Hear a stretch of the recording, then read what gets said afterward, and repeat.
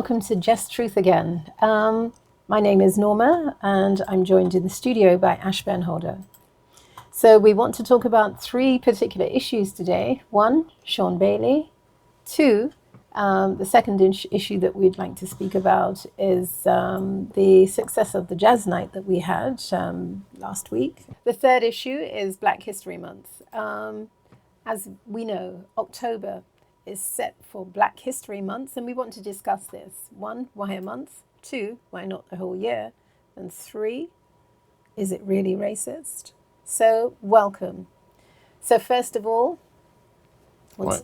As Norma said, my name is Ashburn Holder, and as she said, what we're going to talk about this evening. However, I will touch on last week on Windrush as well. That's one subject that will not go away, so we'll have a quick touch on that. We also will touch about the prison issue that the prisoners face in the island of Wight. We'll have a touch on that as well. And we'll also be touching on one or two different issues that sort of have come to the forefront. We'll discuss tonight, depending on time. So, back to Norma. Okay, so first of all, hearty congratulations to Shaun Bailey as being the Conservative candidate for mayor in the 2020 elections. So, Shaun Bailey, fantastic. I think we all have to get behind him, not just because he's a black man, a Windrush descendant, but I think he has some very good policies. There's some I do take issue with, and we'll talk about that later. So first of all, congratulations, Shaun, on becoming the candidate. Two, we really do want to talk to you about some of the issues, and hopefully you can come into the studio at some point and speak to both of us, where we can quiz you on the policies that you think that you're going to put forward. I totally agree with what you said. My congratulations, Shaun. Job well done.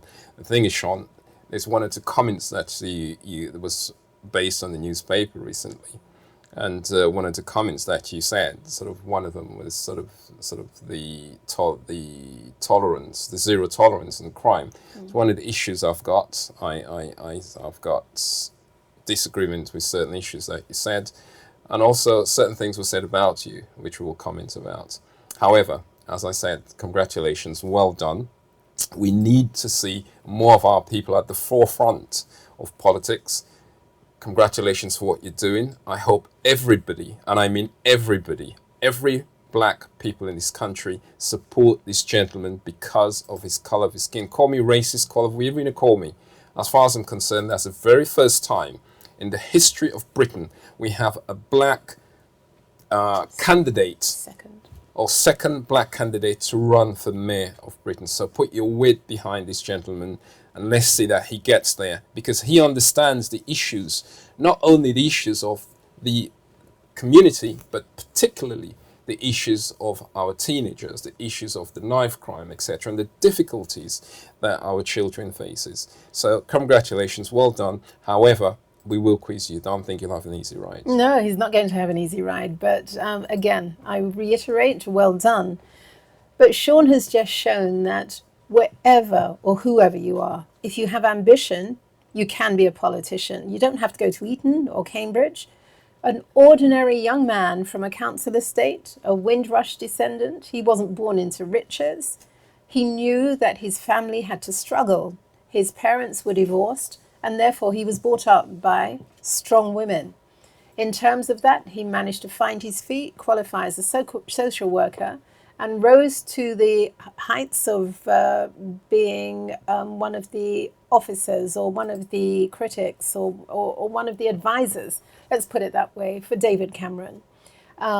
David Cameron actually gave him the cold shoulder, and in terms of that, Shaun ran for he was a parliamentary candidate for Hammersmith, didn't win, so therefore his resolve hasn't softened. He still wants to be a politician and serve the people. So he's run for mayor, and hopefully this time he will be successful. Shaun has a way of talking to young people. He's a youth worker. He set up his own youth charity, and in terms of that, I think he will be good for London. After the mayor that we have at the moment, I think anything, and I'm not saying Shaun is anything, but any change that can be made would be welcome. We've spoken, or Mr. Holder or Ashburn has spoken about Shaun's policies, i.e. zero tolerance. do not exactly agree with that. Why is that? Well, let's go back to what we as Caribbean libertarians are doing, sort of in Redbridge, or this new company, this group we just recently opened. This is one of the things we want to set up. We want to set up more black communities to come into politics, Yes. so they can see Shaun as the example Exactly. to what they can achieve and what they can Exactly. do. There's no barriers whatsoever. And as Norma said, you don't need to have a degree, you don't have to doctor, you don't need nothing of the sort to be interested in politics. Anybody can be a politician if they want to. Anybody can be a councillor. So this is one of the issues that we will be addressing. We'll be having conferences, seminars for the black community to come in and get involved so they can actually get to the level as Shaun. However, coming back to our present mayor of London, he said that he's going to adopt the Scottish model, the Glasgow model, yeah. and he's going to interject. He's going to inject lots of cash to make sure this model works. Now, we spoke about this briefly last week. What I'd like to see the mayor, so we want to hold the mayor accountable to what he said. You said that. So far, we have seen nothing. We haven't seen any form of interjection of money. We haven't seen anything publicly said. It's just his words and nothing constructive have been done.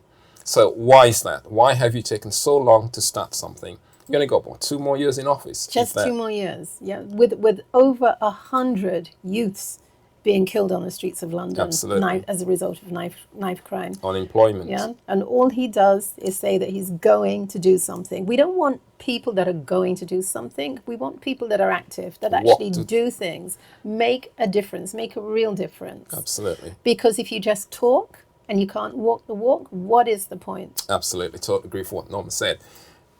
You made a promise. You have said it publicly. We are asking you to actually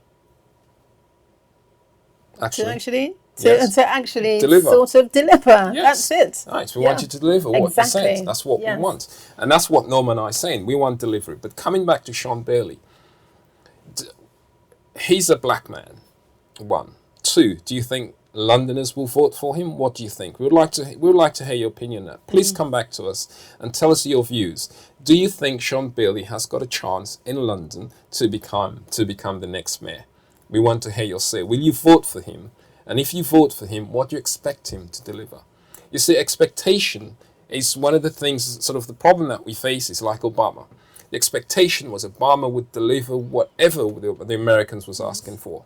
Now, we have got another black person running for office, and the emphasis will be he's black and he'll deliver. Now, don't forget, Shaun represents everybody in the United Kingdom. Everybody in London. He's got to cater for everybody. Exactly. Do you believe, we're asking you, please come back to us and tell us, do you think Shaun will deliver what we as black people is asking? Do you think he's going to deliver knife crime? Will reduce on that? Because his take on that, Norma, he said zero tolerance. So, are you happy with this? That Shaun Bailey will introduce zero tolerance as a parent, as a youth, as a teenager? Come back to us, ring us and tell us, do you think this is the right way forward? We're here to receive your calls or your comments. In addition to that, if you cannot ring, but you can use the internet, we do have an email address, which is onlyjustthetruth@gmail.com. So if you have any questions for us, please send us an email. We will answer every single question. And if we don't know how to answer a question, we'll find somebody that can. Do you honestly believe that we put it too much emphasis because of he's a black person? Do you think that because he's a black person that he's going to deliver what you're expecting? So please come back to us. Let's hear your views. Do you think he's got the right attitude towards our teenagers, our people? Zero tolerance is what the man said. So the police will have so much powers. Is this the right coalition that we need to bring a connection between the police and the black community? The thing is, zero tolerance doesn't always work because the police tend to be thuggish in terms of employing this zero tolerance policy. We want something new. Okay, zero tolerance has been tried before and it has not been effective. We are looking for Mr. Bailey, Shaun Bailey, to deliver once he's in office in 2020. In order to deliver what you want, he needs to hear from you exactly what you want so he can shape his policies for London to your benefit. The politicians do not work alone. They're there for you. We've said this before on this program that the politicians are there for you.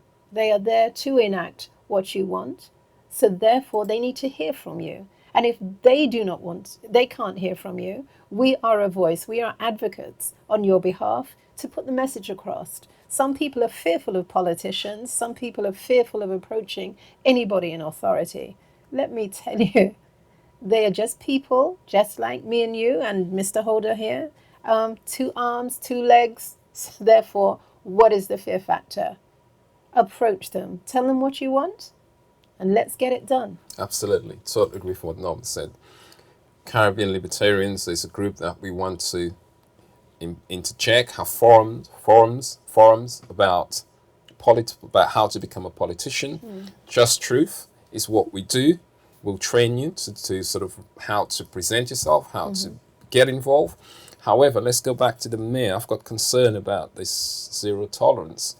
This zero tolerance, I don't think is the way forward. This is my take on this. My take, we're looking for community policing. We need more black policing. We need more Africans and island Caribbean police officers that understands the issues and how to communicate with our children. I know we need them. I totally agree with you. We need more ethnic police officers. Absolutely. But when the police have actually been deemed as being institutionally racist, they're not necessarily inviting. So therefore, how can we get over this institutionalized racism so that we can actually train people to be policemen? Right. Like community police officers, okay, fine. Being a part of the Metropolitan Police, you know, has a stigma to it. So therefore, what can be done? Sorry, I haven't quite finished. Okay. First of all, one thing, that when the Metropolitan Police are trying to encourage people to come into the police force, the first thing they do is lower the standards, lower the entry rates, lower the standards, etc. I think Cressida Dick has done that recently in terms of accepting police candidates or that have tattoos. Okay, if you have a tattoo, you have a tattoo, as long as it's not written all the way across your face when you're approaching somebody in that kind of office. But to lower the standards to get more ethnic people into the police force, I think is wrong. Totally agree. Because, you know, we are educated. Absolutely. You don't have to weaken or lessen your standards. That's demoralizing us. For us to actually be a member of the Metropolitan Police. Totally so, agree. you know, please, if you think that you can make a difference to your community, not necessarily to London, to your community, do something about it. Apply. Okay, you may have to get over the racism barrier. We all do. That's nothing new. But, you know, be strong. It's your community. It's not theirs. Totally agree with what Norma said. Just to expand a little bit more into what Norma said about community policing. We as a community, the white community, don't understand the issues we have. They don't understand our culture. And it's one of the things that we fail to realize is that we have a culture that has been inserted into us from the time we were children.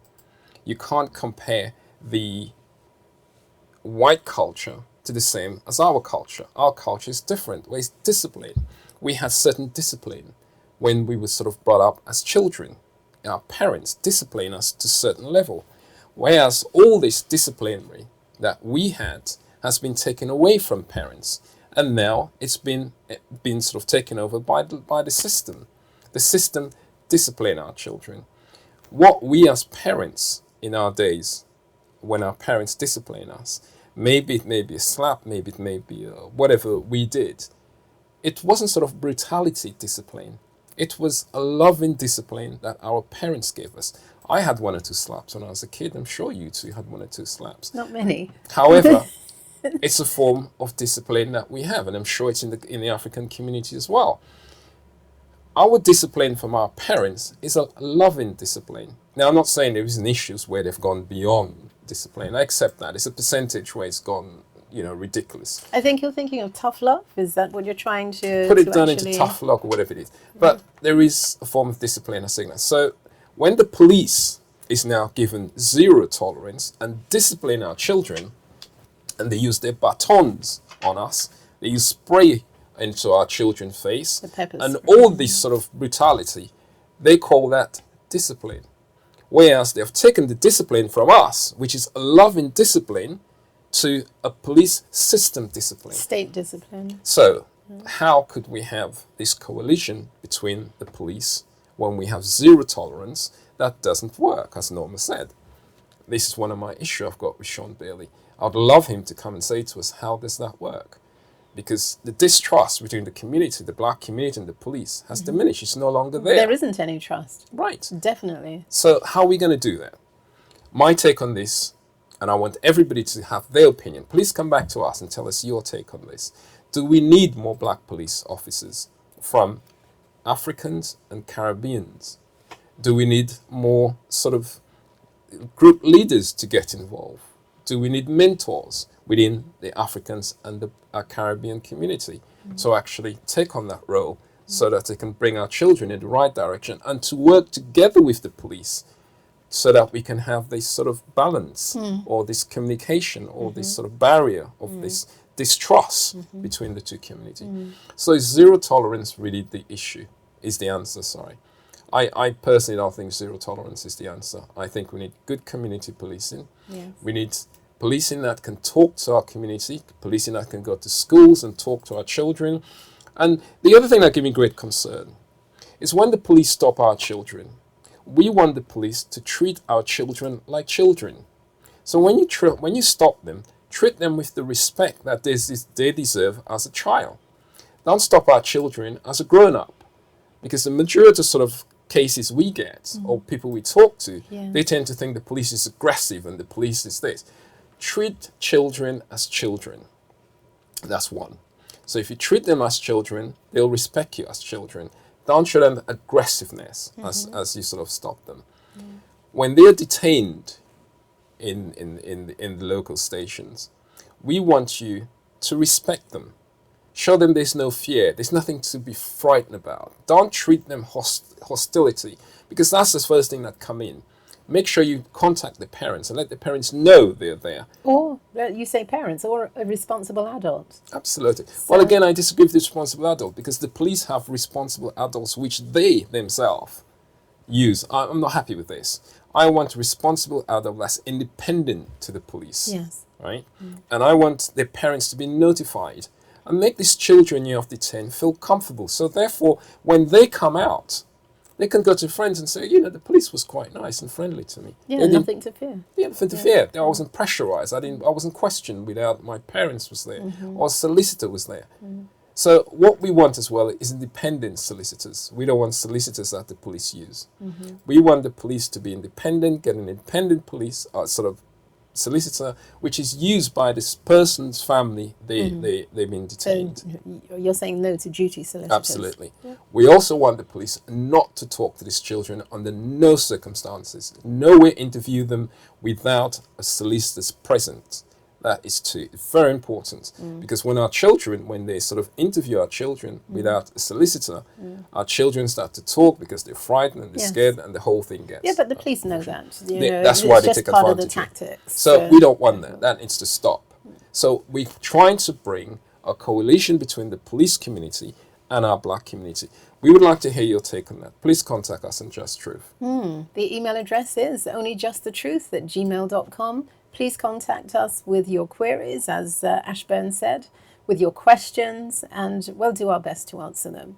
So therefore, I'm just going to reiterate once again, well done, Shaun Bailey. We're watching you. Our eyes are on you. Okay? Can I just come back to Shaun again? Shaun, I'm sorry, I have to come back to you for it. I noticed I read in the papers where there's a comment was said about you where you talk about the Muslim community. And there was a comment where I think lots of people are saying he's racist or something like this. Yes, yes. Well, I don't think under no circumstances Shaun is racist, in my view. If we go back into history, whenever anybody sort of has been nominated of color into any form of position, they find all sorts of scenarios to discredit you or to make something out of nothing. However, if we go back to Gandhi, before you say that Shaun is racist towards the Muslim community or the Indian community or the Asian community, whatever you want to call yourself, let's go back to Gandhi. In the days of Gandhi has been classified. That's the word. If you read the book, don't take that from me. Go and do the research. Gandhi, what did Gandhi call the black South Africans at the time? How did he compare the black South Africans to the Indians? The Indians was much more sophisticated than our black brothers and sisters. But yet, he was a leader, wasn't he? He did a great job. Everybody praised him in history now. He's one of the best thing going. So, is Shaun Bailey really racist when he said that when he in sort of what, 20 or 5? When he was young, immature? Was Gandhi when he said that? Was young and immature, hasn't realized what he said. So, balance the two and see who's racist. But I think Gandhi went even further, didn't he? He had a term for black people, African Kafirs. Kafirs. And in terms of that, he wanted Indians and the Asian population separated in South Africa from black people. Absolutely. So therefore, racist Gandhi said something when he was young. It's been forgiven, and now he's a great leader. Right. So therefore, whatever Shaun said in 2005, when he was a lot more immature, he's been shaped, and now you see him as he is, the man. And he shouldn't be lambasted for what he said in 2005. It was a quip, it was a comment, it was his views then. It's not necessarily his views now. So Shaun, we're behind you. Absolutely. We're watching for you. Go out and vote for the man. Go out and get this man in power. Yeah, we're hoping you do the right thing. And put your weight behind him, support him, and give him all the help that he needs. Yes, totally.